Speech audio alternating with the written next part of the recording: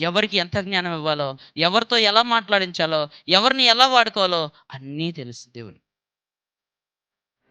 హల్లెలూయా! ఇర్మియాతో దేవుడు మాట్లాడకముందు ఎందుకు మీకు ఇవన్నీ విషయాలు నేను చెప్తున్నానంటే, మనుషులు ఈరోజు లోకాన్ని చూసి, దేవునిలో వస్తున్న సమస్యలను చూసి, ఇబ్బందులను చూసి, ఇరుకులను చూసి, కష్టాలను చూసి, దేవుని విడిచిపెట్టి వెళ్ళిపోయిన వారు ఎంతోమంది ఉన్నారు. బలవంతుడు ఏమనుకుంటాడు? ఓడిపోయినప్పటికి నేను మరలా లెగవాలి. నేను మరలా గెలవాలి. నేను మరలా వాడితో ఫైట్ చేయాలి. నేను మరలా వాడితోనే నేను గెలాలి. ఈరోజు నువ్వు అలా ఉన్నావా? నీ విశ్వాస పోరాటం అలా ఉందా? నేను గెలవాలి దేవుల్లో. ఈరోజు లోక జ్ఞానంతో ఎంతోమంది బోధిస్తుంటే దేవుడు ఏం మాట్లాడుతున్నాడు? అయ్యా, ఈ లోక జ్ఞానం కాదు మీరు నేర్చుకోవాల్సిందే.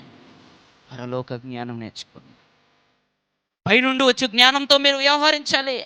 ఈ లోక జ్ఞానంతో వ్యవహరిస్తే, ఈ లోకంలో జ్ఞానిని అనిపించుకుంటే, ఈ లోకంలో బలవంతుడిని అనిపించుకుంటే, ఈ లోకంలో ధనవంతుడిని అనిపించుకుంటే, ఈ లోకంలో అన్నీ నేనే ఫస్ట్ అంటే, ఈ లోకమంతటిని సంపాదించుకొని ఈ ప్రాణాన్ని పోగొట్టుకుంటే ఏం ప్రయోజనం?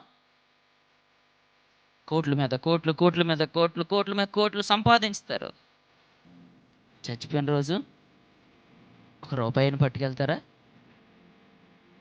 పవిత్రంగా వచ్చి నీవు అన్యాయంగా సంపాదించి, అక్రమంగా సంపాదించి, ఎంతో మందిని కొల్లగొట్టి, అనేక మందిని హింసలు పెట్టి, అనేక మందిని మోసం చేసి, ఈ రూపాయి వెనక పడిచేయాలి, ఆ రూపాయి వెనక పడేయాలి, ఈ రూపాయి వెనక పడేయాలని చెప్పి కోట్లు కోట్లు కుమ్మరించేసిన తర్వాత అంతా ఏం చేస్తున్నారు?